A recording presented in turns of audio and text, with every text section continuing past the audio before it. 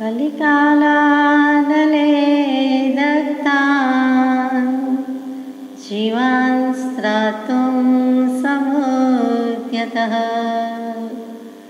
राजचन्द्रसुधा सिन्धुर्नमस्तस्मै स्मराम्यहम् कल्याणपादपारामां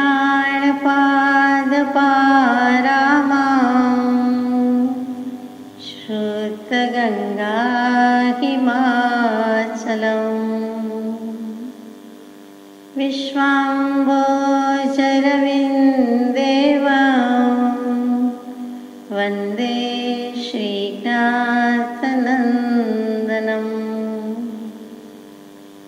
अज्ञानतिमिरान्धानां ज्ञानाञ्जनशलाकया चक्षुरुन्मीलितं येन तस्मै श्रीगुरवे नमः। सत्श्रुतने नमस्कार, असीम उपकारी आत्माने नमस्कार, तारक त्रिपुटीने नमस्कार, महावित्रोने नमस्कार, महाविત્રો સમાન મુરબ્બી મુમુક્ષુને નમસ્કાર। પરમ કૃપાળુ દેવ પ્રણીત વચનામૃતજી પત્રાંક 589 મુંબઈ ચૈત્રવદ તેરસ વિક્રમ સંવત 1951 તારીખ 22/4/1895 પ્રભુ શ્રીજીને લખાયેલો પ્રસ્તુત પત્ર છે। બહુ નાનો છે પણ બોધ બહુ મોટો છે। તમારે વેદાંત ગ્રંથ વાંચવાનો કે તે પ્રસંગથી વાતચીત શ્રવણ કરવાનો પ્રસંગ રહેતો હોય તો તે વાંચનથી તથા શ્રવણથી જીવમાં વૈરાગ્ય અને ઉપશમ વર્ધમાન થાય તેમ કરવું યોગ્ય છે। અહીંયા વેદાંત ગ્રંથ લખી દીધું છે કારણ કે કૃપાદેવની આજ્ઞા પણ છે અને જાણે પણ છે કે પ્રભુ શ્રીજીને યોગ વાસિષ્ઠનો અભ્યાસ ચાલી રહ્યો છે, પૂરું થવામાં છે, કદાચ એક વખત વાંચી પણ લીધું હોય તો યોગ વાસિષ્ઠ માત્ર જાતે અભ્યાસ કરે વાંચી લે છે એવું નથી, પરંતુ સત્સંગમાં ગ્રુપમાં બેસીને સાંભળવાની ચર્ચા કરવાની વાત થાય છે। તે વખતે વેદાંતના જે કોઈ પ્રકાંડ પંડિત તે વખતે સુરતના ચાતુર્માસ દરમિયાન અથવા તો સુરતના સ્થિરવાસ દરમિયાન બનેલું છે અને તે વખતે જે કોઈ હશે એની સાથે ઉઠબેસ છે, આવન જાવન છે, એનો પાનારો છે, જે કયો તે છે। અને કૃપાળુદેવમાં આસ્થા શ્રદ્ધા ભક્તિ હોય તેવા મુમુક્ષો કરતાં બીજા વેદાંતી પણ ઘણા છે અને એ જ સાથે ઉઠબેસ હોય, એની જ વાત હોય અને એ જ પીવાતું હોય, પીવડાવવામાં આવતું હોય અથવા તો પોતે પીતા હોય તો એમાં વૈરાગ્ય ઉપશમ વધારવા માટે કૃપાળુદેવની પહેલેથી સાવધાની, ભલામણ, શિખામણ જે કયો તે છે કે એ જાગૃતિ રાખવાની છે ને એના માટે અમે તમને વાંચવાનું કહીએ છીએ અને એ રીતે યોગ વાસિષ્ઠ વાંચવામાં હરકત નથી। આત્માના ગુણ પ્રગટે, વૈરાગ્ય ઉપશમ પ્રગટે એના માટે છે તો ખરા વૈરાગ્ય ઉપશમ પણ વિશેષ થાય, વર્ધમાન થાય એટલા માટે છે એમ કૃપાળુદેવે કહ્યું। અને અહીંયા પ્રભુ શ્રીજીને જેમ આગલા પત્રમાં વિચાર્યું તેમ પત્રાંક 588 ગઈકાલે વિચાર્યો, યથાશક્તિ વિચાર્યો તેમાં કે સર્વજીવનું પરમાત્મા પણ છે એમાં સંશય નથી, તો દેવગણજી મુનિ પોતાને પરમાત્મા માને તો તે વાત અસત્ય નથી, પણ જ્યાં સુધી તે સ્વરૂપ યથા તથ્ય પ્રગટ ન થાય ત્યાં સુધી સામાન્ય મુમુક્ષુ તરીકે, જિજ્ઞાસુ તરીકે રહેવું વધારે સારું છે। એટલે પોતે પોતાને માનતા થઈ જાય, ભગવાન માનતા થઈ જાય, એક બ્રહ્મની માન્યતા દૃઢ થઈ જાય, સાદી ભાષામાં કહું તો શુષ્ક જ્ઞાની થઈ જાય અથવા તો વાતો કરનારા, ઉચ્ચાર કરનારા માત્ર જ્ઞાની થઈ જાય, વાતો કરનારા, ડાઈ વાતો કરનારા પંડિત થઈ જાય તો એમ નહીં કરતા આત્મામાં પરિણામ આવવાની જરૂર છે। અને તે માટે શું કરવું જોઈએ તે આગલા પત્રમાં લખ્યું, ફરીથી લખ્યું કે મૃત્યુનું આવવું અવશ્ય છે, છેલ્લી લીટી હતી અને માથે મરણનો ડર છે, જાગૃતિ રાખવાની છે, સમય સંભાળવાનું છે અને એમ કરતાં કરતાં ઉપયોગની જાગૃતિ માટે લખ્યું છે। તો વૈરાગ્ય ઉપશમ વર્ધમાન થાય તેમ કરવું યોગ્ય છે। પછી હજી વિશેષ આવે છે કે તેમાં પ્રતિપાદન કરેલા સિદ્ધાંતનો નિશ્ચય કરવામાં બાધ નથી। તેમાં જે સિદ્ધાંત પ્રતિપાદન કર્યો છે એનો નિશ્ચય થાય, નિર્ધાર થાય તો ખોટો નથી। કયો સિદ્ધાંત એમાં ભમ છે, પણ આત્મ સ્વરૂપનો નિર્ણયની વાત છે, બીજી કોઈ વાત નથી। તો કે જીનાગમથી નહીં ને વેદાંતથી તમારે આત્મ સ્વરૂપનો નિર્ધાર કરવો હોય અથવા એમાં મૂકેલા સિદ્ધાંતનો નિશ્ચય કરવો હોય તો મને હરકત નથી, બાધા નથી, મુશ્કેલી નથી અને કોઈ વાંધો નથી। તથાપિ તો પણ હવે બોધ કે ઠપકો કે ડાંગ મારી છે તે કે જ્ઞાની પુરુષના સમાગમ ઉપાસનાથી સિદ્ધાંતનો નિશ્ચય કર્યા વિના આત્મવિરોધ થવા સંભવે છે. એક જ્ઞાની પુરુષના સમાગમ કે ઉપાસના વિના તમે કરો, અથવા તો પંડિત સાથે બેસીને કરો, અથવા તો પ્રખર વેદાંતી સાથે બેસીને કરો, તો એમ વાત નથી. ખરેખર જરૂર ક્યાં છે? તો કે 3 કાળમાં 3 લોકમાં સત્સંગ સમાગમ અથવા તો સત્પુરુષ વિના કલ્યાણ થાય નહીં. એટલે સત્પુરુષનો મહિમા છે, એમાં સત્સંગ આવી જ ગયો, સદગુરુત્વ આવી જ ગયું. તો કે સત્સંગનું ઓળખાણ નથી, એટલે કે સદગુરુ સત્પુરુષનું ઓળખાણ નથી. અહો સત્પુરુષના વચનામૃત મુદ્રા અને છેલ્લું મૂક્યું તે સત્સમાગમ અથવા તો સમાગમ. તો કે એ સત્સંગ સમાગમ વિના તો થવાનું નથી. એટલું જ નહીં, પણ એકલા સમાગમથી પણ નહીં, થોડા સમાગમથી પણ નહીં, પરંતુ કોમા કરીને લખ્યું, અલ્પવિરામ મૂકીને લખ્યું, ઉપાસનાથી. જ્ઞાની પુરુષનો સમાગમ કદાચ તમે અમારો કરો છો એમ કહે છે પ્રભુશ્રીજીને, પરંતુ એ પૂરતો નથી, પર્યાપ્ત નથી. એની ઉપાસનાથી સિદ્ધાંતનો નિશ્ચય નહીં થાય તો આત્મવિરોધ થવા સંભવ છે. આત્મવિરોધ એટલે શું? તો કે આત્મામાં જવાની બદલે વિરુદ્ધ દિશામાં જાય, એટલે કે સ્વચ્છંદે આત્માનું અહિત થઈ જાય, અકલ્યાણ થઈ જાય તેમ વાત છે. બીજો કોઈ એમને વાંધો નથી. ન મહેનત કરો તો કાંઈ નહીં, ન વાંચો તો કાંઈ નહીં, ન અભ્યાસ કરો તો કાંઈ નહીં, પરંતુ પછી તમારું પરિણામ પાસ નહીં આવે, નાપાસ આવશે, એટલું જ. બાકી અમને કાંઈ વાંધો નથી. તો અહીંયા આત્માને વિરુદ્ધમાં લઈ જવાની વાત જ નથી. હિત કરવા નીકળ્યા છે અને હિત કરે છે, ઈચ્છે છે. કૃપાળુદેવ પણ પ્રભુશ્રીજીનું હિત જ ચાહે છે, માટે લખી દીધું કે જ્ઞાની પુરુષના સમાગમ અને ઉપાસનાથી સિદ્ધાંતનો નિશ્ચય કરવા જેવો છે. જાતે અથવા તો બીજા કોઈ સત્સંગીથી એવી રીતે સિદ્ધાંતનો નિશ્ચય કરી લેવા જેવો નથી. થતો હોય તો વાંધો નથી, પરંતુ આ વિના કર્યો હોય તો આત્મવિરોધ થવા સંભવ છે. એટલે કે આગળ જતા હોય અને રિવર્સ લેવું પડે, ગાડી પાછળ જતી રહે એવું બને. આત્મકલ્યાણ કરવા નીકળ્યા હોય અને એની બદલે પીછેહટ કરવી પડે, અથવા તો ખોટું થઈ જાય, અહિત થઈ જાય, તો એવું ડગલું પગલું ભરવા જેવું નથી, એમ કરીને કહી દીધું. અહીંયા ઉપાસના શબ્દ ઉપર એટલો જ ભાર છે. હવે ઉપાસના શું? ઉપ એટલે પાસે, નજીક, સમીપ. આસ એટલે બેસવું. આત્માએ આત્માની નજીક બેસવું, એટલે કે મોક્ષે જતા રહીએ તેવી રીતે બેસવું, તે ઉપાસના છે. એવી જ રીતે ઉપનિષદ શબ્દ આવ્યો કે બાજુમાં બેસાડીને શીખવું કે શીખડાવવું. તો શીખવું, ભણવું. શું કામ? તો કે ઉપનિષદ કહેતા જ ગુરુ શિષ્યના સંબંધની વાત છે. ગુરુ એ જમાનામાં ઋષિ મુનિઓ બાજુમાં બેસાડીને ગમે ત્યાં હોય, પછી સ્થળ કે મોટો મહેલ, મંદિર, આશ્રમ, કેન્દ્ર જોઈએ એવું નથી, પરંતુ વૃક્ષના છાંયડામાં પણ બેસે, વનવગડામાં બેસે, જંગલમાં બેસે, જ્યાં રહેતા હોય ત્યાં બેસી જાય, ઓટલા જેવું હોય તો ત્યાં બેસે, ધૂળમાં બેસે, ગમે ત્યાં બેસે. પાસે બેસીને નજીક લાવીને એકદમ જાણે હાથ પકડીને, આંગળી પકડીને ચલાવતા હોય એવી રીતે શીખડાવતા, સમજાવતા હોય તે ઉપનિષદ. એટલે કે પાસે બેસાડીને ભણાવું. આમ પણ જાણીએ છીએ કે 1-on-1 કે પર્સન ટુ પર્સન હોય તો જે એક વ્યક્તિ છે ભણાવનાર અને એક ભણનાર છે, આપણે ગુરુ શિષ્ય સંબંધ અથવા તો શબ્દો જવા દઈએ તો પણ ભણનાર ભણાવનાર મોટે ભાગે બાજુમાં, એટલે કે સામસામા હોય તો પણ નજીક હોય છે, અને એ રીતે પૂરું ધ્યાન અપાય છે. પૂરા ઉપયોગની જાગૃતિ સાથે ભણાવનાર અને ભણનાર ભણે છે. તો અહીંયા પણ એ જ વાત કહી છે, ઉપાસના. છેલ્લે અંતિમ સંદેશામાં પણ કૃપાળદેવે મૂકી દીધું છે, ઈચ્છે છે જે જોગીજનમાં કે ઉપાસના જીન ચરણની અતિશય ભક્તિ સહિત મુનિજન સંગતિ રતિ અતિ સંયમ યોગ ઘટિત. ઈચ્છે છે જે જોગીજન અનંત સુખ સ્વરૂપ. એટલે કે ઉપાસના જીન ચરણની, આ વિતરાગદેવ, કૃપાળદેવ જેવા, એટલે કે જીન ભગવાન જેવા એક કોટીના પુરુષ છે. તો ઉપાસના જીન ચરણની એ જો કરો તો નિજપદની પ્રાપ્તિ થાય. જીન અને નિજ, જીનપદ નિજપદ એકતા, ભેદભાવની કાંઈ લક્ષ્ય થવાને તેહનો કયા શાસ્ત્ર સુખદાય. બંનેમાં ભેદ છે જ નહીં. મારામાં અને જીન સ્વરૂપમાં, નિજ સ્વરૂપમાં અને જીન સ્વરૂપમાં કોઈ ભેદ નથી. શુદ્ધ સ્વરૂપી જ છીએ, પરંતુ તેમણે સંપૂર્ણ પ્રગટાવ્યું, આપણે પ્રગટાવ્યું નથી. એ મોટો ભેદ છે. તો મૂળમાં ભેદ નથી.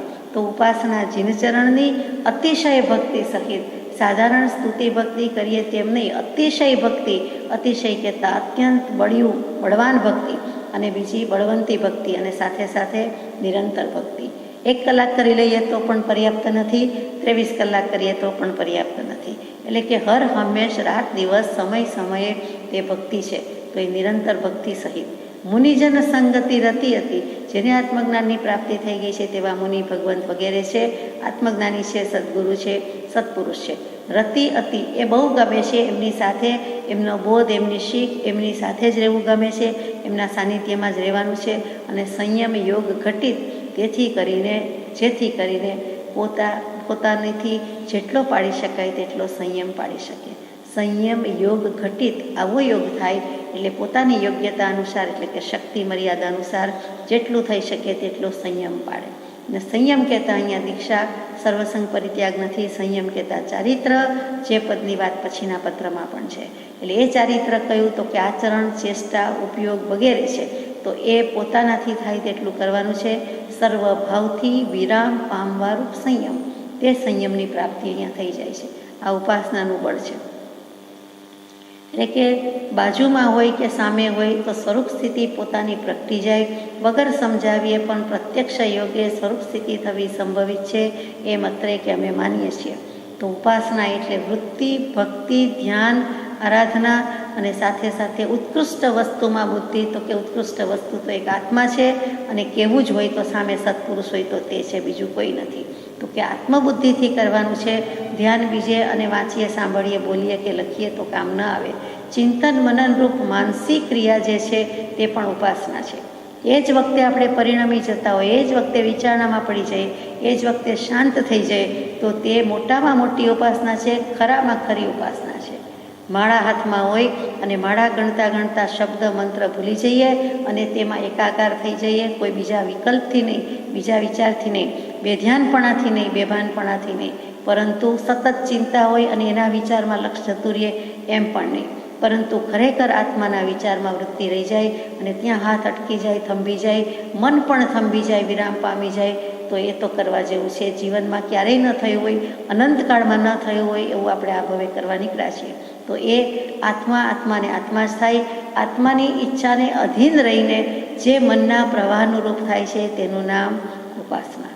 તે વખતે સ્વતંત્ર, સ્વસુખ, માત્ર પોતે આત્માને આત્મા કહે તેમ કરવું છે. આત્મા સિવાયની દુનિયા ડૂબી જાય છે, રૂલી જાય છે અને એ વખતે મનનો પ્રવાહ જે દિશામાં જાય છે, સજાતીય પ્રવાહ એટલે કે આત્મામાં જ જાય છે. એવું જે રૂપ કે એવું જે ભાવ થાય છે તેને ઉપાસના કહે છે. ઉપાસના આપણે શબ્દ સસ્તો કરી નાખ્યો છે, આરાધના અને ઉપાસના, પણ બધામાં ફરક છે. ઉપાસના જેવી તેવી નથી. અને આમ પણ જીન ચરણની સેવા એ જ ખરી સેવા છે અથવા એ જ ખરી ઉપાસના છે. એટલે કે સત્પુરુષની ચરણ સેવા અથવા જે કહીએ તે તો ચરણ સેવા એટલે પગ દાબવા કે પગનો ચરણરજ લેવી કે એ માત્ર કેવું નથી, પરંતુ એમની આજ્ઞામાં રહેવું. એમણે જે કહ્યું છે, એમણે જેવું આચરણ કર્યું છે, જેવું ચારિત્ર છે તેવું આપણે કરવું, રહેવું, રાખવું, તે ખરી વાત છે અને તે ઉપાસના કરી કહેવાય. પછી તો આપણે જાણીએ છીએ કે સગુણ ઉપાસના અને નિર્ગુણ ઉપાસના એવા પણ ભેદ છે. સગુણ સાકાર, આકાર સહિત છે. કારણ બ્રહ્મ અને કાર્ય બ્રહ્મ એવી રીતે છે કે કારણ કાર્યના સંબંધ કે શૃંખલા કે સાંકળથી જોડાયેલી છે, તે સગુણ ઉપાસના છે. નિર્ગુણ ઉપાસનામાં એકમાત્ર શુદ્ધ બ્રહ્મન અને આત્માની ઉપાસના છે. કોઈ આધાર અવલંબનની જરૂર નથી એમ કરીને નિર્ગુણ નિરાકારને ભજે છે. બીજું કાંઈ જોઈતું નથી.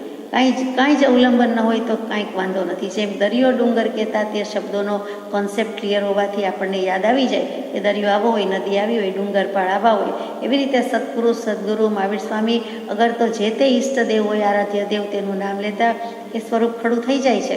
તો આપણે હોવાની રાખવાની જરૂર રહેતી નથી. એમ કરીને નિરંજન નિરાકાર સ્વરૂપ સિદ્ધ આકાર જે કહે છે તેને ભજે છે તે નિર્ગુણ ઉપાસના કહેવાય છે. કેટલાક બિલકુલ નિર્ગુણ ઉપાસનાના હિમાયતી એમ કબીર સાહેબ વગેરે નિર્ગુણ કહેવાય છે. એ નિર્ગુણ બ્રહ્મની ઉપાસના કોઈ જ આધાર અવલંબન ટેકો કંઈ જ નહીં. જે કંઈ છે તે પુસ્તક શાસ્ત્રજીનો પણ નહીં, પરંતુ જે કંઈ છે તે આત્મા અને આત્મામાંથી નીકળતી વાત અને એ જ આત્માની વાત, બસ એ જ ઉપાસના. એવી જ રીતે ઉપાસનામાં અહંગ્રહ ઉપાસના અને પ્રતીક ઉપાસના આવે. તો અહંગ્રહ ઉપાસના શું? તો અહમ એટલે હુંને પકડી લે તે, હુંને ગ્રહણ કરી લે તે, હું મને ગ્રહણ કરી લઉં તે, આત્માને પકડી લે તે ઉપાસ્ય અને હું વચ્ચે કોઈ ભેદ નથી. જેની ઉપાસના કરું છું તે ઈષ્ટદેવ, આરાધ્ય દેવ અને તેની સાથે અને મારામાં કોઈ ભેદ નથી. અભેદ બુદ્ધિએ, અભેદ ચિંતવનાએ કરવી કે એ પણ આત્મા, હું પણ આત્મા, આત્માથી સૌહીન, દુનિયામાં વચ્ચે બીજું કાંઈ ન જોઈએ, તુજ મુજ એક, સદગુરુ સંત સ્વરૂપ તુજ, એ દૃઢતા કરી દેજ. તો એ અહમગ્રહ ઉપાસના આવી. જ્યારે પ્રતીક ઉપાસનામાં શું છે કે કાંઈક ટોકન, ચિહ્ન, લંચન, પ્રતીક, ઓળખાણ પડે તેવું જોઈએ છે, મૂર્તિ જોઈએ છે, પ્રતિમાજી જોઈએ છે, ચિત્રપટજી જોઈએ છે, કંઈક અવલંબન આધાર જોઈએ છે. એટલે પ્રતિકૃતિ જોઈએ છે, કોઈ પણ સ્વરૂપે હોય તો એ રીતે ઉપાસના થાય છે, તેનું નામ પ્રતિક ઉપાસના છે. શબ્દથી જ સમજાઈ જાય છે એવું છે.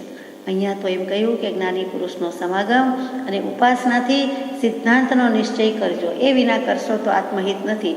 એટલે કે ચોખ્ખું ચણાકામ તો કહી દીધું, પણ ઇન્ડિરેક્ટલી કહ્યું કે તમે અમને મૂકીને નિર્ધાર કરી લેશો, નિશ્ચય કરી લેશો તો તમારો નિશ્ચય બરોબર નથી, ખોટો હશે, વાસ્તવિક નહીં હોય, યથાર્થ નહીં હોય.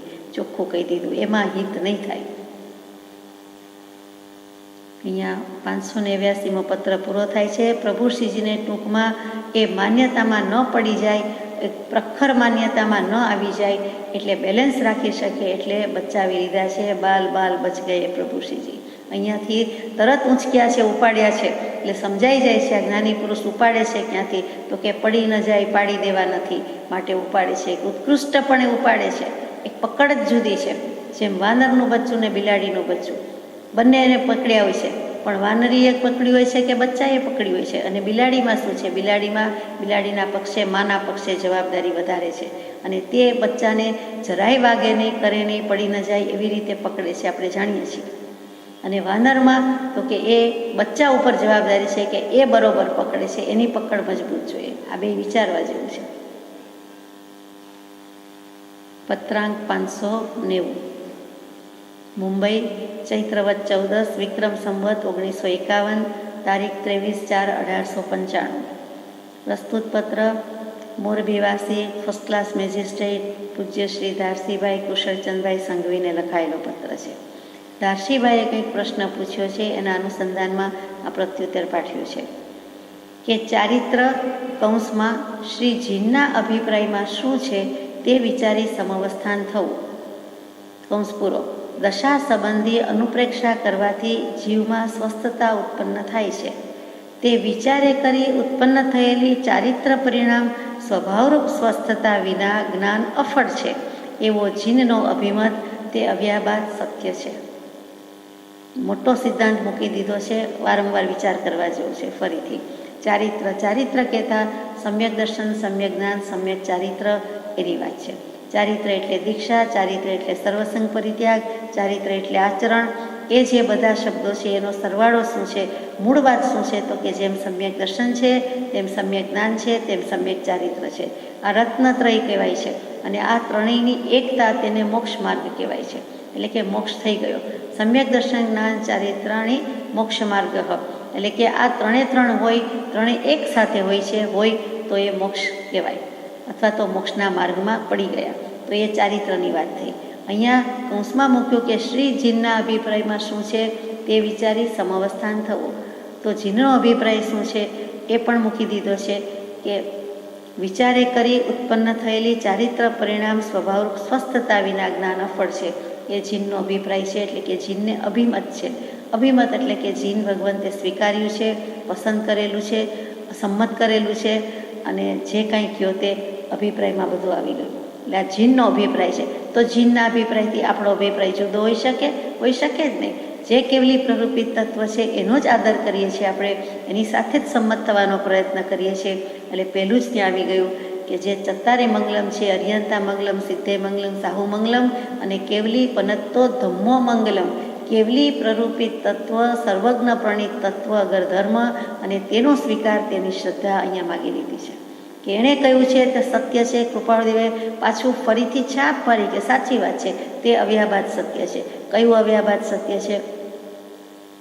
તો કે ચારિત્રની વાત મૂકી છે તે કે દશા સંબંધી અનુપ્રેક્ષા કરવાથી, એટલે કે કેવું ચારિત્ર હોય, સમ્યક ચારિત્રમાં કેવા હાલ હોય એ વિચારતા જીવમાં સ્વસ્થતા ઉત્પન્ન થાય છે. સ્વસ્થતા પોતે પોતાનામાં ઊભો રહે છે, ટકી રહે છે, એટલે કે સ્થિર થાય છે. આત્માના પરિણામ સ્થિર થઈ જાય છે. એવી બધી આ વાત છે તે સમ્યક ચારિત્રની વાત છે. સમવસ્થાન થવું એટલે કે સમપણે પરિણમી જવું, સપ્રતિષ્ઠા કરવી અને સમસ્થિતિ રાખવી. એટલે જે કાંઈ છે તે બેલેન્સ રાખવાની વાત આવી. નહીં રાગ ને વળી દ્વેષનો લવલેશ આત્મપ્રદેશમાં, પરમાત્મા સમજો ધર્મ મૂર્તિ હૃદયધારી દેશમાં. એટલે એ જે કહ્યું છે અંબાલાલભાઈએ પરમ કૃપાળુદેવને અંજલિ આપતા લખ્યું છે તે જ વાત, કૃપાળુદેવની પોતાની દશાની વાત ધીમેકથી દાશીભાઈને લખી દીધી છે કે હું એ અનુપ્રેક્ષા કરું છું. દશા સંબંધી અનુપ્રેક્ષા કરવાથી જીવમાં સ્વસ્થતા ઉત્પન્ન થાય છે. આમ કરીએ તો આ વસ્તુ આમ બને, અથવા આમ કરીએ તો આ ગામ આવે, આ નગર આવે, આ શેરી આવે, ગલી આવે, એમ દિશાનું ભાન ખબર છે કે હું ત્યાં પહોંચી ચૂક્યો છું, હું ત્યાં ગયો છું, મને ખબર છે, મને યાદ છે, ચાલો તમને લઈ જાઉં, એમ કરીને કહેતા હોય તેમ લખે છે કે આ દશા, આ ચારિત્ર દશા સ્વરૂપાચરણ ચારિત્ર, આત્માનો અનુભવ થયો છે, સમ્યક દર્શન છે, સમ્યક જ્ઞાન છે, આત્માનો અનુભવ છે. એટલે ત્યાં સ્વરૂપાચરણ ચારિત્ર પણ છે. છેલ્લે દીક્ષા લે તો જ થાય એમ નથી. એ ત્રણેય અભેદ પરિણામથી રે જ્યારે વર્તે તે આત્મારૂપ મૂળ માર્ગ સાંભળો જીન નો રે, એ વસ્તુ લખી દીધી, કહી દીધી. તો અહીંયા એ ચારિત્ર અમને વર્તે છે. સાથે સાથે અનુપ્રેક્ષા કરવાથી હું પણ એની પાછળ પાછળ જાઉં છું, વારંવાર એ જ ચિંતન કરું છું, વારંવાર પરીક્ષણ કરું છું, અને વારંવાર એ જ ભાવના ભાવું છું. તે અનુપ્રેક્ષા છે. તેવા જ ભાવે પરિણમું છું. અનિત્ય ભાવનાની અનુપ્રેક્ષા એટલે બધું અનિત્ય છે એમ લગભગ નિર્ધાર થઈ જાય, પાકે પાયે નિર્ણય થઈ જાય. બાકી તો બોલવા પૂરતું છે, ઉચ્ચાર પૂરતું છે, પડપડિયું કે પોપટિયું છે કે ચાલો સમ્યક દર્શન, સમ્યક જ્ઞાન, સમ્યક ચારિત્ર, એમ નહીં. સમ્યક દર્શન બોલે અને આત્માનું દર્શન સમ્યક જ્ઞાન હોય, અને જે જાણે છે તેની પ્રતીતિ, જે જ્ઞાને કરીને જાણ્યું રે એની વર્તે છે શુદ્ધ પ્રતીત. કયું ભગવંતે દર્શન તેને રે જેને બીજું નામ સમકીત. પછી તેવો સ્થિર સ્વભાવ તે ઉપજે રે. પણ એની પહેલાં વાત છે તે જેમ આવી પ્રતીતિ જીવની રે જાણો સર્વેથી ભિન્ન અસંગ. સમ્યક દર્શન થયું, સમ્યક જ્ઞાન થયું, અને તે જ વખતે જીવને થાય છે કે હું સર્વેથી ભિન્ન છું, જુદો છું, અડગો છું, ન્યારો છું. મારું દેહ નથી, દેહાદિક પદાર્થ નથી, મારી ઇન્દ્રિય નથી, મારા પ્રાણ નથી. હું શુદ્ધ ચૈતન્ય, અસંગ, અવિનાશી, અજર, અમર, નિર્વિકલ્પ સ્વરૂપ છું. એ જે ભાવ થઈ જવો જોઈએ દ્રવ્યથી અને ભાવથી, તે મૂક્યું છે કે એવો સ્થિર સ્વભાવ તે ઉપજે રહે. નામ ચારિત્ર તે અણલિંગ. ત્યાં કોઈ લિંગ નથી. સ્ત્રી પુરુષ, નાનો મોટો, નપુંસક, કોઈ જાતનો વેદ પર્યાય, લિંગ પર્યાય કે કોઈ પર્યાય દૃષ્ટિ જ નથી. એવો અલિંગી. પછી એ વળી બીજો શબ્દ છે અલિંગ ગ્રહણની વાત કોઈ વખત લઈશું. અણલિંગી શબ્દ છે. ત્યાં કોઈ લિંગ નથી, ભેદ નથી. સ્ત્રીનો મોક્ષ નથી, પુરુષનો નથી, નપુંસકનોય નથી, આત્માનો મોક્ષ છે. બાળકનો નથી, યુવાનનો નથી, વૃદ્ધનો નથી, આત્માનો છે. પહેલાં બીજા શબ્દો બધા બોલી ગયા તે પર્યાય દૃષ્ટિ છે, પરંતુ દ્રવ્ય કોણ છે તો કે આત્મા, અને તેનો મોક્ષ છે. આપણે કહીએ ને કે ઉપર તો બધું કપડાં ઘરેણાં પહેરેલા છે અથવા તો શણગાર છે, પણ વાસ્તવમાં શું છે તો કે યથાજાત જેવો જન્મ્યો છે તેવો તે તેનું અસલી સ્વરૂપ છે. બાકી બીજું બધું તો ઉપરની વાત છે, બાહ્ય વાત છે. તો કે એમ જ અહીંયા છે કે ચેતન રાજા, ચેતન દ્રવ્ય મુખ્ય છે, બીજું બધું તો બાહ્યમાં થયા કરે છે, હોયા કરે છે. તો આવો કોઈક વિચાર કરવો, તેનાથી જીવમાં સ્વસ્થતા ઉત્પન્ન થાય છે, પોતાના પરિણામ સ્થિર થાય છે. અને જો આવી સ્થિરતા નથી, એટલે કે આવા ચારિત્ર પરિણામ સ્વભાવરૂપ સ્વસ્થતા નથી, તો એના વિનાનું જ્ઞાન અફળ છે. એને જ્ઞાન કહે છે જ કોણ? એટલે કે ફળ વિનાનું છે, પરિણામ વિનાનું છે. કંઈ પણ જાણવું તે જ્ઞાન, પણ આત્મજ્ઞાન તો નહીં જ, કેવલ જ્ઞાન તો નહીં જ. કંઈ પણ જાણ કરવું, જેના વડે જણાય છે તે પણ જ્ઞાન કહીએ છીએ. જે જણાય છે તે પણ જ્ઞાન છે, અને એને જાણનારો છે તે પણ જ્ઞાન સ્વરૂપ છે, એટલે કે આત્મા. પરંતુ અહીંયા જ્ઞાન અફળ થઈ જાય છે, કેમ કે જ્ઞાનનું કંઈ પરિણામ આવતું નથી, જ્ઞાનનું રિઝલ્ટ આવતું નથી. એટલે ત્યાં ફળ રહિત થઈ જાય છે, ફળનો અભાવ થઈ જાય છે. ફળ તો એક જ જોઈએ છે, મોક્ષ, અને તે થતો નથી, એમ ધીમેથી કહી દીધું. માટે પરિણામ સ્થિર હોવા જોઈએ, સ્વભાવની સ્થિરતા હોવી જોઈએ. એવો જીનનો અભિમત તે અવ્યાબાદ સત્ય છે. એટલે તે કોઈ બાધા પીડા પહોંચાડી ન શકે તેવું અવ્યાબાદ સત્ય છે. એટલે કે અવિતત અસંદિગ્ધ સત્ય છે. એમાં મિનમેક નથી, લવલેશ શંકા નથી, તલભર રજભર કોઈ સંદેહ કે શંકાને અવકાશ જ નથી. અને એ જ વસ્તુને પ્રજ્ઞાબોધમાં પરમ પૂજ્ય બ્રહ્મચારીજી મૂકે છે. તૃપ્તિ સ્વભાવે ધરી ઓર રાખું, સદા મહાત્તમ સુખ ચાખું. આધાર આત્મા તણી ભાવનાનો, ટકાવતા કેવળ જ્ઞાન પામો. શ્રી રાજચંદ્ર પ્રભુપાદ વંદો. મુખ્ય ભાર ક્યાં છે? આત્મભાવના પુષ્પમાં મૂક્યું તે કે તૃપ્તિ સ્વભાવે ધરી ઉર રાખો, સ્વભાવ સંતુષ્ટ બનીને સમાવું સમજે તે સમાય છે, બીજો છલકાય છે.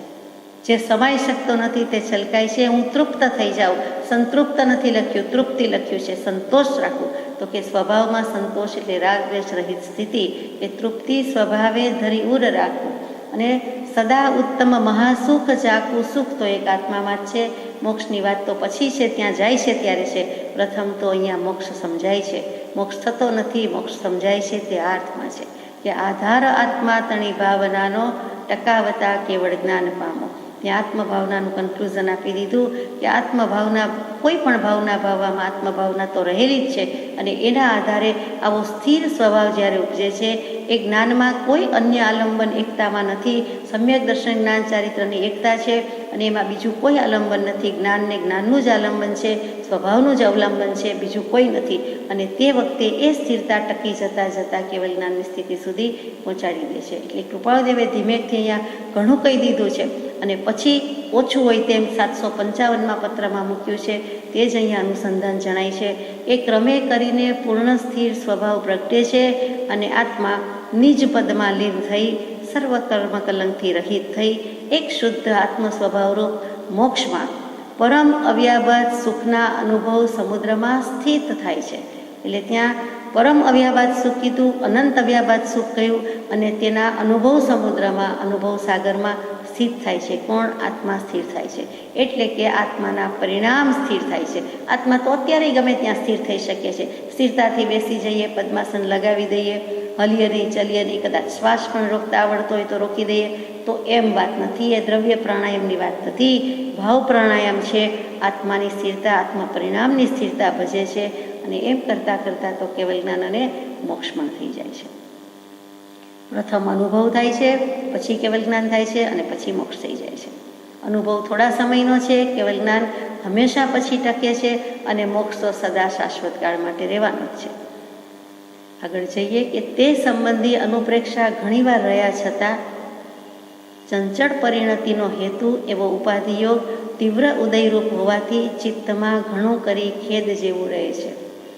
આ અનુપ્રેક્ષા તો ઘણા વખતથી ઘણીવાર કરી છે, છતાં પણ ચંચળ પરિણતિ થઈ જાય એટલે કે અમારા પરિણામ અસ્વસ્થ થઈ જાય. ચંચળ એટલે હલબલ થઈ જાય. સહેજ માત્ર પણ એક તરંગ કંઈક થઈ જાય છે, વલય ફેંકીએ છીએ, કંઈક કંકર ફેંકીએ છીએ તો તરત જ ગોળાકારે પાણી થઈ જાય છે. શું છે? તો કે પાણી શાંત સ્થિર નિર્મળ હતું, તેમ છતાં આપણે કંઈક ફેંક્યું, વિક્ષેપ કર્યો, પ્રક્ષેપ કર્યો અને એથી કરીને એ ગોળાકારે ભજે છે, ગોળાકારને પરિણામને ભજે છે. તો કૃપાળુદેવને લાગે છે કે અમે આ વેપાર ઉદયને ઉપાધિમાં બેઠા છીએ તો એ યોગે અમારા પરિણામમાં કંઈક પણ ચંચળતા આવી જાય છે અથવા તો અસ્વસ્થતા આવી જાય છે, એટલે અમને ખેદ જેવું રહે છે. જુઓ, ખેદ નહીં, ખેદ જેવું રહે છે અને તે ખેદથી શિથિલતા ઉત્પન્ન થઈ વિશેષ જણાવવાનું થઈ શકતું નથી. એટલે ધારશીભાઈને પત્રમાં કેટલાક ખુલાસા ન થઈ શકે અથવા તો જવાબ ન આપી શકાય તો કહ્યું કે આવો ખેદ જેવું રહે છે અને એને કરીને જે ઢીલાશ થઈ જાય છે કે વિલંબ થઈ જાય છે એટલે તમને વિશેષ કંઈ તત્વની વાત જણાવાઈ શકાતી નથી. બાકી કંઈ જણાવવા વિશે તો ચિત્તમાં ઘણીવાર રહે છે. ઘણીવાર ઘણા ભાવ સ્ફુરે કે આ વાત કહી દઉં અથવા તો આ વાત સુંદર છે, આ સિદ્ધાંતની વાત લખી દઉં અથવા આ જણાવવા જેવું છે, પરંતુ થઈ શકતું નથી. પ્રસંગોપાત કંઈ વિચાર લખો, તેમાં અડચણ નથી, એ જ વિનંતી. તમે પ્રસંગે અવસરે કાંઈ લખો તો અમને કાંઈ વાંધો નથી, મુશ્કેલી નથી. હું મારાથી બનશે ત્યારે જરૂર જવાબ આપવાનો પ્રયત્ન કરીશ, એ જ વિનંતી. અહીંયા ધારશીભાઈનો પત્ર પૂરો થઈ જાય છે, પણ સાથે સાથે કૃપાળુદેવે પોતાની દશા પણ બહુ સ્પષ્ટ કહી દીધી છે કે આ સમ્યક ચારિત્રની આરાધના તો કરીએ છીએ, આગળ તો વધ્યા જ છીએ, સંયમના પરિણામ તો અનંત ગણા વધતા જાય છે, આત્મભાવ કેટલો બધો વધતો જાય છે, પરંતુ અત્યારે અમને ઉપાધિમાં જોઈએ તેવી સ્થિરતા રાખી શકતા નથી. કેટલોક સમય તો એમાં દેવો જ પડે છે. આપણે ગમે તેટલી વેટ કરીને દેહની સાથે રહેતા હોઈએ કે દેહની કાળજી લેતા હોઈએ તો પણ એમ તો થવાનું જ કે અમુક મિનિટ કે અમુક સમય તો ખાવામાં, પીવામાં, નાહવામાં, ધોવામાં વગેરે સાર સંભાળ લેવામાં જાય છે. એવી જ રીતે કૃપાળુદેવને લાગે છે ભલે એ સમયે એમનો ઉપયોગ આત્મામાં છે તો પણ એમ અફસોસ થાય છે, ખેદ જેવું થાય છે કે આ શિથિલતા કહેવાય, આ પ્રમાદ કહેવાય, આ વિલંબ કહેવાય, આ કેવા કર્મનો ઉદય છે અને હું કેમ એમાંથી બહાર આવતો નથી કે આવી શકાતું નથી, એમ પોતે સ્પષ્ટ કહી દીધું છે. પરંતુ પોતાની દશામાં ફેર નથી. સમવસ્થાન પરિણામ સુધીની વાત લખી છે. કેવલ જ્ઞાન અને શૈલેષીકરણ વખતની પરિણામ જે હોય, દશા હોય ત્યાં સુધી જવું છે. એવા જીનના અભિપ્રાય તો કે 100% સાચી વાત છે. અવ્યાબાદ સત્ય છે, પરમ અવ્યાબાદ સત્ય છે, અને એમ હોય તો જ આત્મા સદાકાળ માટે અનુભવ સમુદ્રમાં સ્થિત થઈ શકે, એમ પણ સ્ટેમ્પિંગ કરી દીધું છે, પ્રિન્ટ કરી દીધું છે. ધન્ય છે કૃપાળુની દશાને કે નાના નાના 1-2 વાક્યમાં પણ કેટલું બધું કહી દીધું છે. પત્રાંક 591, મુંબઈ, ચૈત્ર, વિક્રમ સંવત 1951, તારીખ 27/3/1895 થી 25/4/1895 દરમિયાન આખા ચૈત્રમાંના મહિનામાં ગમે ત્યારે લખાયેલો આ પત્ર છે. કોને લખાયો તે અનુપલબ્ધ છે, મળી શક્યું નથી.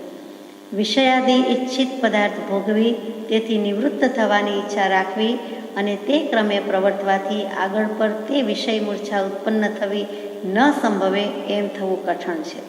કેમ કે જ્ઞાન દશા વિના વિષયનું નિર્મૂળપણું થવું સંભવતું નથી. ફરીથી, વિષયાદિ ઈચ્છિત પદાર્થ ભોગવી. વિષયાદિ પદાર્થ એટલે 5 ઇન્દ્રિયના વિષયો. કાયા ભોગવે, જીભ ભોગવે, નાક ભોગવે, આંખ ભોગવે ને કાન ભોગવે. એ 5 ઇન્દ્રિયના શ્વેતાંબર આમનાઈથી 23 વિષય છે, દિગંબર આમનાઈથી 27 વિષય છે, અને દિગંબર આમનાઈમાં કાર્તિકેય સ્વામીએ કાર્તિકેય અનુપ્રેક્ષામાં 28મું મન પણ મૂક્યું છે.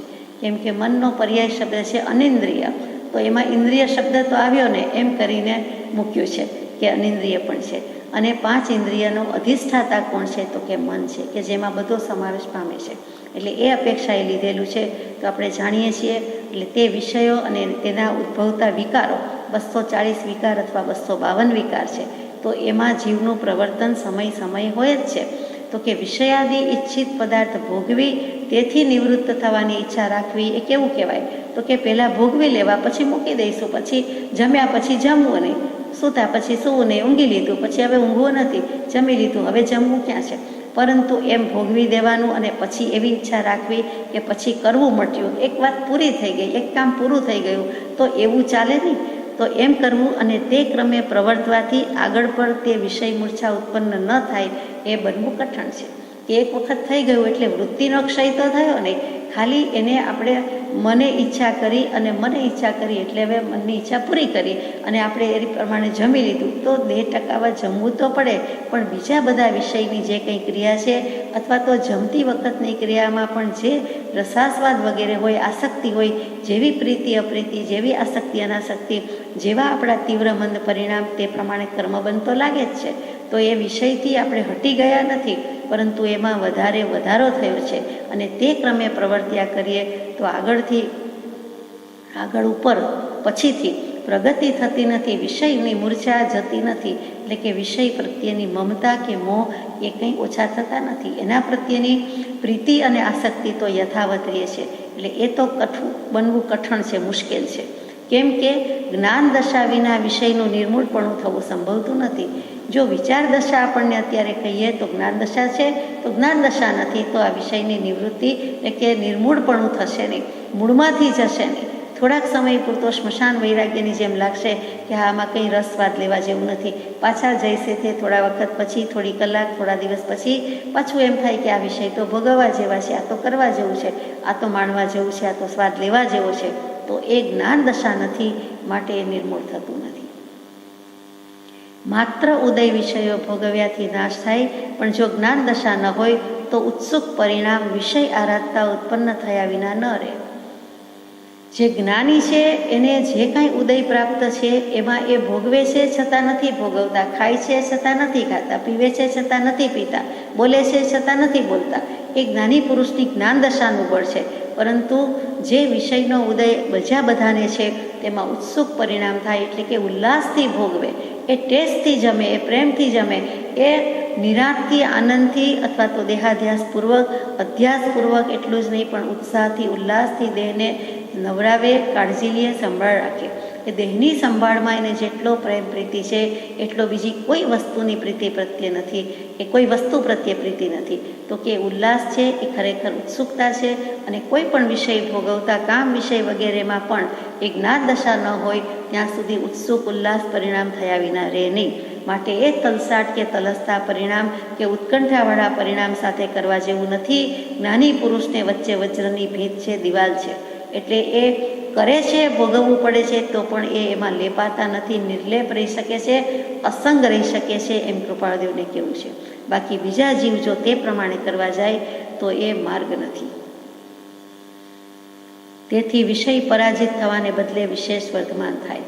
એમાં વિષય હારી જતા નથી, વિષય ઉપર આપણે જીત મેળવી શકતા નથી. વિષયનો પરાભવ પરાજય કરવાની બદલે વર્ધમાન થાય છે, એટલે કે વધી પડે છે.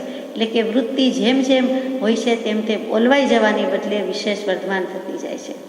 એટલે ન જાતઃ કામાના ઉપભોગે ન શામ્યતી. જેમ હોળી પ્રગટાવી હોય, આગ હોય, અને એમાં એક પછી એક વસ્તુ નાખતા જઈએ તો વધારે ને વધારે આગ પ્રદીપ્ત થતી જાય છે, તેથી ઓલવાઈ જતી નથી. એવી રીતે ભોગવી લઈએ એટલે ઓલવાઈ જાય છે એમ પણ થતું નથી. માટે એ કરવા જેવું નથી. જેને જ્ઞાન દશા છે તેવા પુરુષો વિષય આકાંક્ષાથી અથવા વિષયનો અનુભવ કરી તેથી વિરક્ત થવાની ઈચ્છાથી તેમાં પ્રવર્તતા નથી. જેને જ્ઞાન દશા છે તેવા પુરુષો, તેવા આત્માઓ વિષય આકાંક્ષાથી વિષયને ભોગવવાની ઈચ્છાથી કાંઈ કરતા નથી. પહેલાં ભોગવી લઈએ પછી વિરક્ત થઈ જઈશું તેવું કરતા નથી. વિરક્ત છે જ અને ભોગવવું પડે છે એવી રીતે પ્રવર્તન હોય છે. અને એમ જો પ્રવર્તવા જાય તો જ્ઞાનને પણ આવરણ આપવા યોગ્ય છે. ટેસ્ટથી કરવા જાય, મજાથી કરવા જાય, આનંદથી લેવા જાય કે ના એમાં શું થઈ ગયું, આ તો સુંવાળો સ્પર્શ છે, આ તો વેલ્વેટ ટચ છે, અથવા તો વેલ્વેટ જ છે, આ કપડું સારું છે, આ ફેબ્રિક સારું છે, આ વસ્તુનો સ્પર્શ સુંવાળો છે, એમ કરીને કરવા જાય છે તો એ કરવા જેવું નથી. એટલે કે ત્યાં જ્ઞાનને પણ આવરણ થાય છે. એટલે કે જ્ઞાનને આવરણ લઈને આવ્યા છીએ અને વળી પાછું જ્ઞાન ઉપર આવરણ થાય છે. એટલે કેવલ જ્ઞાન આવરણ તો થતું નથી, પણ એની પહેલાં જે મોહનીયનો ક્ષય થવો જોઈએ, દર્શન મોહનો ક્ષય થવો જોઈએ, આત્મજ્ઞાન થવું જોઈએ, એ પણ થઈ શકતું નથી. આ ઇન્દ્રિયના વિષયો આડા આવે છે. માત્ર પ્રારબ્ધ સંબંધી ઉદય હોય એટલે છૂટી ન શકાય, તેથી જ જ્ઞાની પુરુષની ભોગ પ્રવૃત્તિ છે, જે છોડ્યા વિના છૂટકો નથી અને છૂટવું જ છે. છૂટું છે, છોડેલું જ છે, અને છતાં પણ પૂર્વનો ઉદય હોય તો કરવું પડે છે, ભોગવવું પડે છે. એટલે કહે છે કે માટે તેમની ભોગ પ્રવૃત્તિ છે. એમાં એકલી વિષય વાસના નથી, પાછે 5 ઇન્દ્રિયના ભોગની વાત છે. તે પણ પૂર્વ પશ્ચાતાપવાળી અને મંદમાં મંદ પરિણામ સંયુક્ત હોય છે.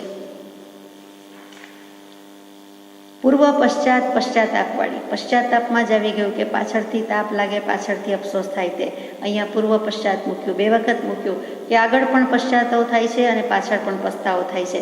અરે આ શું કર્યું, અથવા આ કરવા જેવું નથી, કરવું નહીં, આ ભોગવું નહીં, આ હું કાંઈ ખાવું પીવું નહીં, પણ આ દેહ પારકો છે, હું દેહ સ્વરૂપ જ નથી, છતાં ખવડાવવો પડે, છતાં નવડાવવો પડે. અજ્ઞાની પુરુષને માન્ય નથી. એકેય 5 ઇન્દ્રિયના વિષય માન્ય નથી, એ સ્વીકાર છે જ નહીં. પોતે સ્વીકાર્યું જ નથી કે આ મારા છે, કેમ કે પોતે દેહ મારો છે એમ રાખ્યું નથી. આત્મા જ મારો છે અને હું આત્મ સ્વરૂપ જ છું. તો એને પૂર્વ પશ્ચાતાપવાળી હોય છે. ભાવના કેવી હોય છે કે પરાણે કરે છે, દુઃખ લાગે છે, અને મંદમાં મંદ પરિણામ સંયુક્ત હોય છે. કેવા પૂરતું જ હોય છે. સામાન્ય મુમુક્ષુ જીવ વૈરાગ્યના ઉદ્ભવને અર્થે વિષય આરાધવા જતા તો ઘણું કરી બંધાવા સંભવ છે. સામાન્ય મુમુક્ષુ હોય એ વૈરાગ્ય છે, અથવા તો વૈરાગ્ય મળશે, વૈરાગ્ય આવે છે, અથવા તો છે, ઉત્પન્ન થયો છે, અથવા હું નહીં વિષય ભોગવું તો વૈરાગ્ય આવશે, એમ કરીને વિષય ભોગવવા જશે તો એ ઘણું કરીને બંધાવાનો જ સંભવ છે. કેમ કે જ્ઞાની પુરુષ પણ તે પ્રસંગોને માંડ જીતી શક્યા છે. તો જેની માત્ર વિચાર દશા છે એવા પુરુષોનો ભાર નથી કે તે વિષયને એવા પ્રકારે જીતી શકે. જ્ઞાની પુરુષોને પણ અઘરું પડ્યું છે કે નિરીખીને નવયૌવના લેશન વિષય નિદાન ગણે કાષ્ઠની પૂતળી તે ભગવાન સમાન. એટલે કે વિકાર વિભાવના પ્રત્યક્ષ હેતુ કારણ નિમિત્ત બળવાનપણે હાજર હોય તો પણ જેનામાં લેશ માત્ર વિકાર ભાવ કે વિભાવ પરિણતિ થતી નથી, તે ભગવાન સમાન છે અને તેમને આપણે નમસ્કાર કરીએ છીએ. તો જ્ઞાની પુરુષને પણ હલાવી નાખે, ડોલાવી નાખે, એવી રીતે ડામાડોળ પરિસ્થિતિ કરી નાખે એવા સંયોગ આવે છે, નિમિત્ત મળે છે. પરંતુ પોતાની વિચાર દશા ઉપરાંત જ્ઞાન દશા હોવાથી તે પ્રસંગને જીતી શક્યા છે, પણ માંડ મહાપરાણે જીતી શક્યા છે. તો બીજા એથી ઉતરતી કક્ષાના આત્માને તો ભાર નથી, એના ગજા નથી, એનું બળ નથી, શક્તિ નથી, ગુંજાઈશ નથી કે એ જીતી શકે. એમ કરીને કૃપાળદેવે લખી દીધું છે કે બધા જીવો એ વિચારવા યોગ્ય છે. જ્ઞાની પુરુષ તો વિચારીને બેઠા છે અને હજુ વિચાર કરે છે. જેમ આગલા પત્રમાં આવ્યું કે તે વિચારની પરિણતિએ કરી, તેને વિશેષ વિચારે કરી, એટલે કે વિચાર શબ્દ ઉપર કેટલો ભાર છે એ જોવાનું છે. કર વિચાર તો પામ, વિચારે તો સમજે, સમજે તો સમાય, સમાય તો પરિભ્રમણની નિવૃત્તિ થાય. અહીંયા પત્ર પૂરો થાય છે. પત્રાંક 592, મુંબઈ, વૈશાખ સુદ વિક્રમ સંવત 1951, તારીખ 26/4/1895 તારીખ 8/5/1895.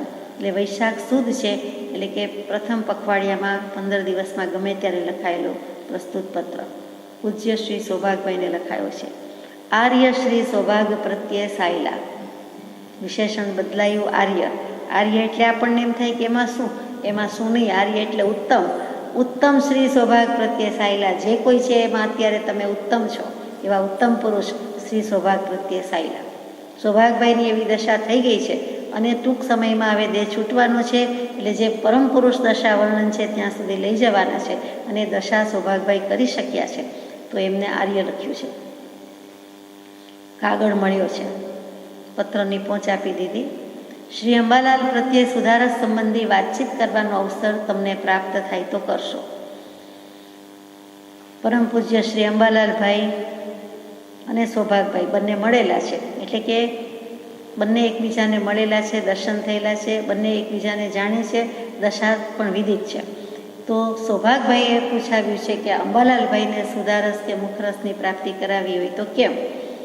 તો કૃપાળદેવે સંમતિ પણ આપી છે કે ભલે તમને યોગ્ય લાગે તેમ કરશો, તમે બીજ જ્ઞાનની પ્રાપ્તિ કરાવશો. ને સૌભાગભાઈને આજ્ઞા આપી દીધી, પરમિશન આપી દીધી છે, સંમત છે. પરંતુ એ થઈ શક્યું નથી, હજી સુધી થઈ શક્યું નથી.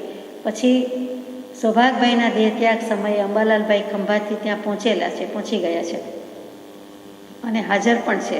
પરંતુ સૌભાગભાઈને વિનવણી કરે છે ત્યારે વાત થાય છે તો સૌભાગભાઈ કહે છે કે અંબાલાલ, તું મોડો આવ્યો, હવે મને વખત નથી. અત્યાર સુધી કૌંસમાં વિચારીએ તો તને વખત નહોતો, તમને વખત નહોતો, એટલે કે સમય પણ નહોતો અને તક પણ નહોતી, અવસર પણ નહોતો, ચાન્સ હતો પણ તને લીધો નહીં. અત્યારે હવે મને વખત નથી, એટલે કે બિલકુલ મરવા પડ્યા છે, મૃત્યુ શૈયા પર જ છે અને એ વખતે કહે છે કે હવે વખત નથી. આમ જાદુઈ પડી કે નથી કે આમ આપી દીધી કે બાજુમાં છે લઈ લ્યો, અહીંયા ઓશીકે પડી છે લઈ લ્યો, એ કહે છે વખત નથી. ટૂંકમાં સૌભાગભાઈએ અંબાલાલભાઈને એ બીજ જ્ઞાન કે મુખરસની પ્રાપ્તિ, સુધારસની વાત છે તે એ સાધન બતાવ્યું નથી. અને અંબાલાલભાઈ પણ એટલામાં સમજી ગયા, એટલે એટલું થઈ શક્યું નહોતું. એટલે આ પત્રનું અનુસંધાન છે એટલે વાત યાદ આવી કે અત્યારે અંબાલાલ પ્રત્યે સુધારસ સંબંધી વાતચીત કરવાનો અવસર તમને પ્રાપ્ત થાય તો કરશો. એટલે કે સૌભાગભાઈને સંમતિ, પરમિશન આપી દીધી છે, પરંતુ એ થઈ શક્યું નહોતું. જે દેહ પૂર યુવાવસ્થામાં અને સંપૂર્ણ આરોગ્યતામાં દેખાતા છતાં પણ ક્ષણભંગુર છે, તે દેહમાં પ્રીતિ કરીને શું કરીએ? આજે હમણાં આવ્યું કે દેહાધ્યાસ તો છોડવાનો છે, તો એવા દેહમાં જે સૌથી નજીકનો સગો કે પડોશી છે, આમ તો દુશ્મન છે પણ છતાં સાધન છે એટલે દોસ્ત કહેવો પડે, પાડોશી કહેવો પડે, અને પેલો સગો પડોશી. તો એવો દેહ પૂર યુવાવસ્થામાં હોય, બરાબર યુવાવસ્થામાં જ હોય, પૂરેપૂરી યુવાવસ્થા હોય, અને છતાં સંપૂર્ણ આરોગ્યતામાં પણ હોય, અને તેમ છતાં પણ ક્ષણભંગુર તો છે. જો એવું શિથિલ આયુષ્ય બાંધ્યું હોય અથવા તો ઓછું આયુષ્ય બાંધ્યું હોય તો એનો ગમે તે સમયે અહીંયા દેહત્યાગ થઈ જાય એ સંભવિત છે, કેમ કે આયુષ્ય તો બધાનું ક્ષણભંગુર જ છે. તો તેવા દેહમાં પ્રીતિ કરીને શું કરીએ? એ દેહ આપણને શું આપી દે છે? એ પ્રીતિ જ કરાવે છે, આસક્તિ જ કરાવે છે, અને એ દેહને સાચવી સંભાળીને એની જ સાર સંભાળમાં, જાળ જંજાળમાં શું કામ ખડી રહીએ, શું કામ રચ્યા પચ્યા રહીએ? એટલે કે અહીંયા દેહ ભાવનો ત્યાગ કરાવવો છે. દેહ સાધન છે તો જેટલું સાચવવું જોઈએ તેટલું જ સાચવવું, પણ એના કરતાં અનંત ગણી કાળજી આત્માની લેવાની છે. આ એક ભાવ તો કમસે કમ કરી જોઈએ. અનંત ભાવ તો દેહ અર્થે ગાળ્યા છે, પછી પણ દેખા જાયગા, પણ અત્યારે આ એક ભવ અને એક ભવમાં કેટલુંક આયુષ્ય તો જતું રહ્યું, કેટલુંક પૂરું થઈ ગયું, હવે રહ્યું સયું હોય એ દેહની બદલે આત્મા માટે ગાળીએ તો કેમ? એટલે કહે છે કે દેહમાં પ્રીતિ કરીને શું કરીએ? આમ પણ દેહાધ્યાસ છોડવાનો છે. છૂટે દેહાધ્યાસ તો નહીં કરતા તું કર્મ, નહીં ભોગતા તું દેહનો એ જ ધર્મનો મર્મ. એ જ ધર્મથી મોક્ષ છે, તું છો મોક્ષ સ્વરૂપ. અનંત દર્શન જ્ઞાન તું અવ્યાબાદ સ્વરૂપ. તો સૌભાગભાઈને લખે છે કે તમે તમારા દેહની અને દેહને ટકાવવાની એટલે કે આજીવિકાની અને તમારા દેહાદિક પદાર્થ પરિવારની એ બધા સંબંધોની એ બધા સગાની તમે ચિંતા ન કરો, કેમ કે દેહ તો વિનાશી નથી, દેહ વિનાશી છે, આત્મા અવિનાશી છે. તો અવિનાશી તત્વની ચિંતા કરવાની છે, આપણા આત્માની દશા કરવાની છે, મોક્ષે પહોંચાડવાનું છે. બીજું બધું તો થઈ રહેશે, અહીંનું અહીં પડી રહેશે. જગતના સર્વ પદાર્થ કરતાં જે પ્રત્યે સર્વોત્કૃષ્ટ પ્રીતિ છે એવો દેહ તે પણ દુઃખનો હેતુ છે. તો બીજા પદાર્થમાં સુખના હેતુની શું કલ્પના કરવી? આ દેહ દુઃખમ મહાફલમ, દેહ ધરવો પડે છે એ જ દુઃખની વાત છે. ફરી દેહ ધરવો પડશે એ પણ મહાદુઃખની વાત છે. અત્યારે દેહ ધર્યો છે પણ માન્ય નથી. નથી ધર્યો દેહ વિષય વધારવા, નથી ધર્યો દેહ પરિગ્રહ ધારવા. તો આ વિષયમાં અને પરિગ્રહમાં વૃત્તિ જાય એ ખોટું છે. જગતના સર્વ પદાર્થ કરતાં સૌથી વધુ વાલો પોતાનું શરીર, પોતાની કાયા, પોતાનો દેહ છે. અને તે પણ દુઃખ જ આપે છે, દુઃખનું જ કારણ છે, દુઃખને કારણે જ મળેલો છે. તો એવા દુઃખમાં શું કામ આપણે સુખ શોધીએ છીએ? એના દુઃખમાં આપણે દુઃખી થવાની જરૂર નથી. આત્મા સુખ સ્વરૂપ છે, આત્મા જ્ઞાન સ્વરૂપ છે, આત્મા આનંદ સ્વરૂપ છે. તો એ મહલોને એ માણોને મૂકો ને દેહની માથાકૂટ કે કડાકૂટ, તો કે એ દેહમાં બુદ્ધિ રાખવા જેવી નથી. કદાચ વયોવૃદ્ધ છે, વૃદ્ધાવસ્થા છે અને જિંદગીનું છેલ્લું વર્ષ છે, તો આયુષ્ય પૂરું થવાનું છે, તો કદાચ કંઈક તબિયત તકલીફ શરૂ થઈ હોય એમ પણ બને. પણ ગમે તે કારણ હોય, પણ કૃપાળુદેવે ચોખ્ખું લખી દીધું કે એમાં સુખ બુદ્ધિ રાખવા જેવી જ નથી.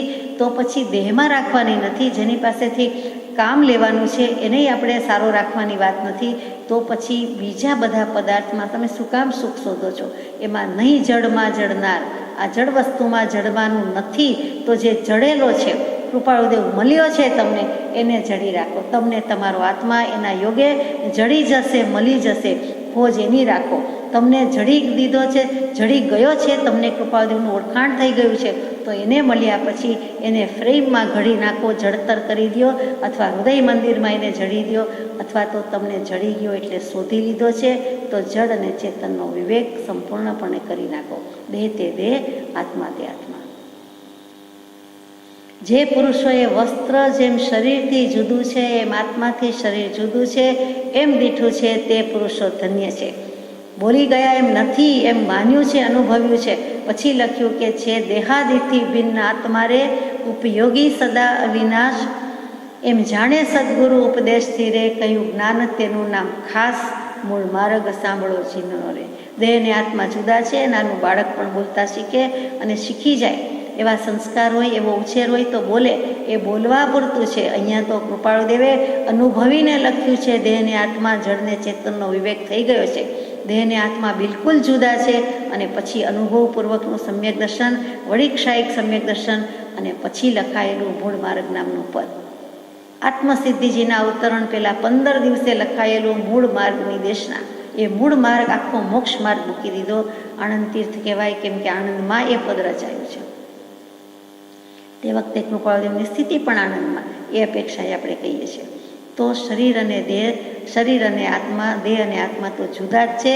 પૂતગલ પૂતગલ જ છે, જળ છે, પેલો ચેતનરામ છે, ચેતનરાજ છે. બીજાની વસ્તુ પોતાથી ગ્રહણ થઈ હોય તે જ્યારે એમ જણાય કે બીજાની છે, ત્યારે તે આપી દેવાનું જ કાર્ય મહાત્મા પુરુષો કરે છે. આપણે ચોર છીએ, ચોરી કરીએ છીએ, તો ભગવાન કે ચોર જ છો.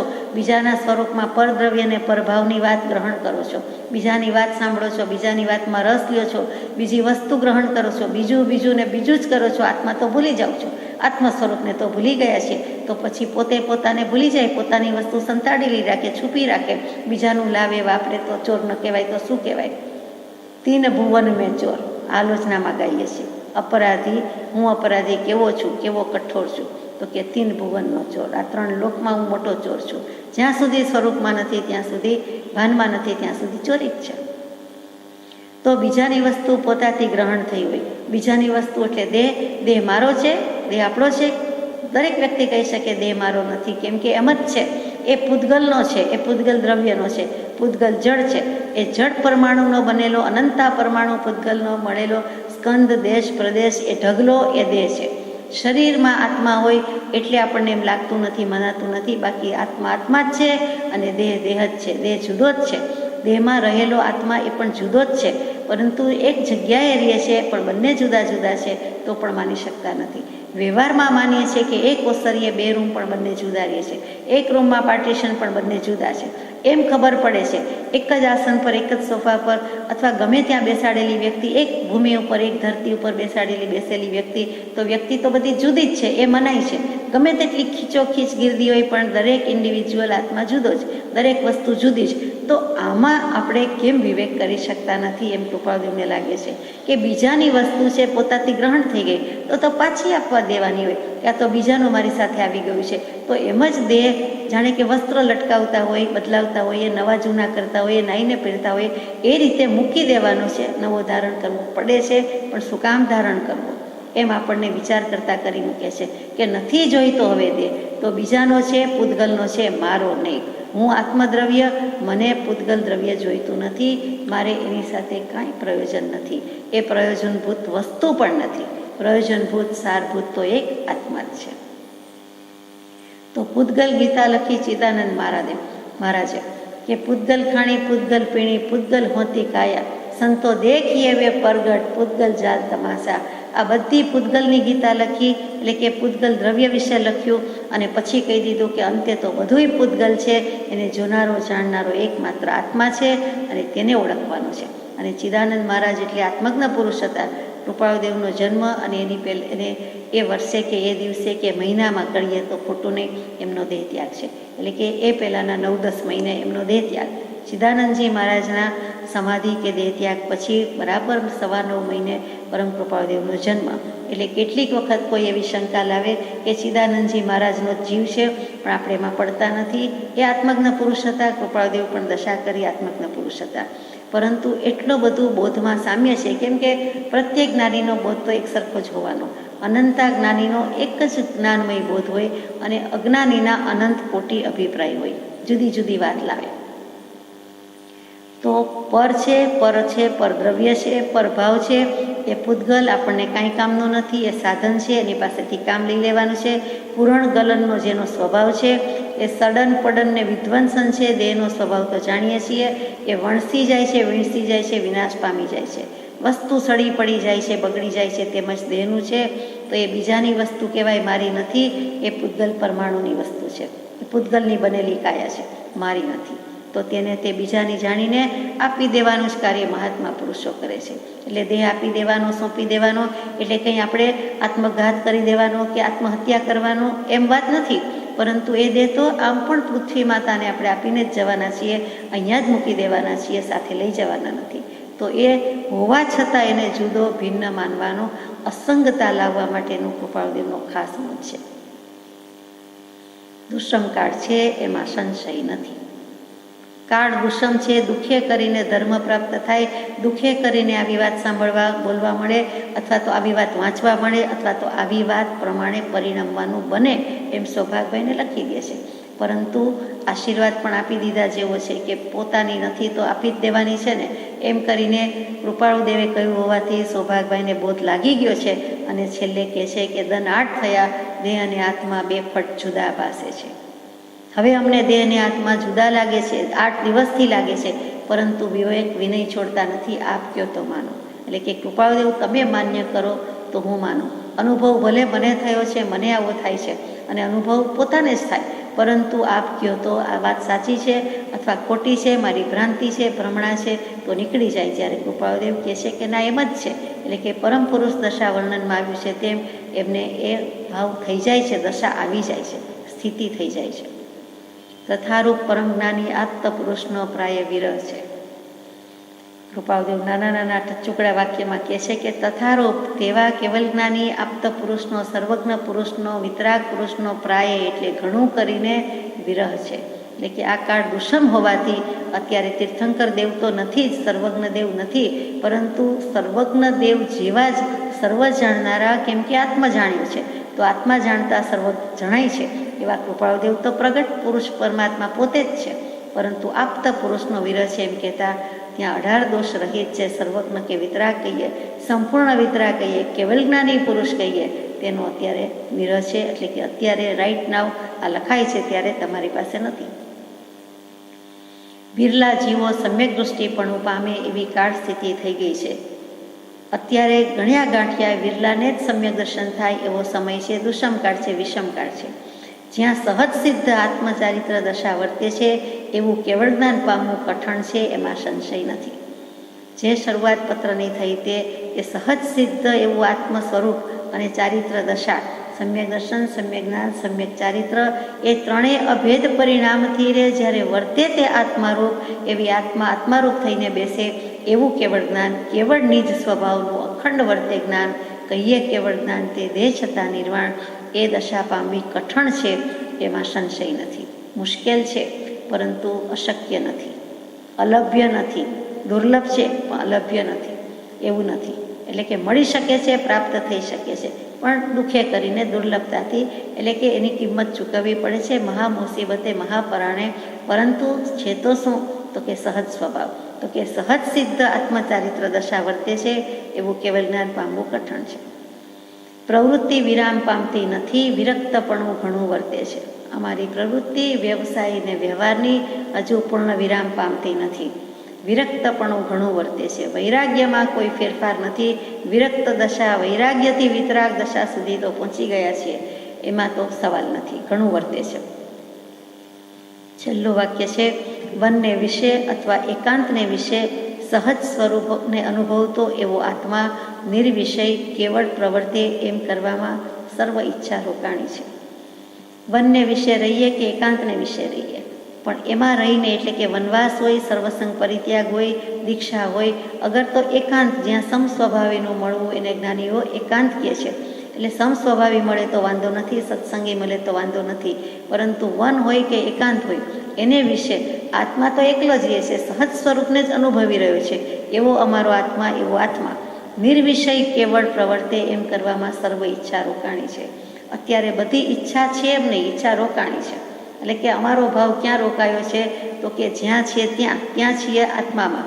તો કે 5 ઇન્દ્રિયના વિષય જે છે તે નિર્વિષય કેવળ, એટલે ઇન્દ્રિયના વિષયોમાં બિલકુલ ન જાય, રંજ માત્ર ન જાય, અને વિષય રહિતતા ભોગવે. એ ક્યારે ભોગવે? તો કે ઇન્દ્રિય હોવા છતાં 5 ઇન્દ્રિયનું કાંઈ કામ નથી, મન હોવા છતાં 5 ઇન્દ્રિયનું અધિષ્ઠાતા મન છે તો એનું પણ કાંઈ કામ નથી, કાંઈ ફંક્શન નથી, કાંઈ પરફોર્મન્સ નથી, એનું ફંક્શનિંગ નથી કાંઈ. એટલે ઇન્દ્રિય હોવા છતાં એના વિષયો, મન હોવા છતાં મનમાં અમારો આત્મા જતો નથી. આત્માનો ઉપયોગ, આત્માની વૃત્તિ એકેય જતા નથી. તો વૃત્તિ વહે નિજ ભાવમાં, પરમાર્થે સંકેત વૃત્તિ વહી નિજ ભાવમાં, થયો અકર્તા ત્યાંય. અકર્તૃત્વ ભાવે તો બધું જ કરી રહ્યા છીએ, અમે કરતા નથી, વ્યાપાર ઉદ્યોગ થયા કરે છે. તો એવી રીતે રહીએ છીએ, છતાં હવે આત્મા એકમાત્ર આત્માને જ ભજે, શાશ્વત સનાતન કાળ માટે ભજે. જે હાથ નોંધમાં 10 બોલ મૂક્યા છે, એકાંત આત્મા, એકાંત આત્મવૃત્તિ, એક આત્મા જ, બસ આત્મા જ, આત્મા, સહજાત્મા, શબ્દાતીત, નિર્વિકલ્પ, પછી પાછું છેલ્લે 2 અક્ષર આત્મા. તો કે એટલું જ, ગમે તે વિશેષણ આપો, હવે કોઈ વિશેષણ નહીં, કોઈ શબ્દ નહીં, કહેવું પડે એટલે શબ્દથી, નામથી આત્મા. તો એવું કેવળ વર્તે, એટલે કે માત્ર આત્મા જ આત્મા થઈને રહી જાય, કેવલ જ્ઞાન, અને ત્યાર પછી શૈલેષીકરણ થાય તે. એટલે મન વચન કાયાના યોગ પણ અમે રૂંધી દઈએ, આપી દઈએ, એટલે અમે એકલા આત્મા થઈ જાય, ચૈતન્ય ઘન, શુદ્ધ ચૈતન્ય ઘન થઈ જાય. અને એવું થાય એટલે તો સિદ્ધ પદમાં જવું જ પડે. તો કે એમાં સર્વ ઈચ્છા રોકાણી છે કે સહજાત્મ સ્વરૂપની પ્રાપ્તિ તો છે, પણ સંપૂર્ણ શુદ્ધ સહજ આત્મ સ્વભાવ અને સ્વરૂપ અને સર્વ વિભાવ પરભાવથી રહિત, ત્યારે જેને શુદ્ધ અને અસંગ સ્વરૂપ કહેવાય છે. એમ કરવામાં, એમ રહેવામાં, એવી રીતે મારું વર્તન કરવામાં મારી સર્વ ઈચ્છા રોકાણી છે.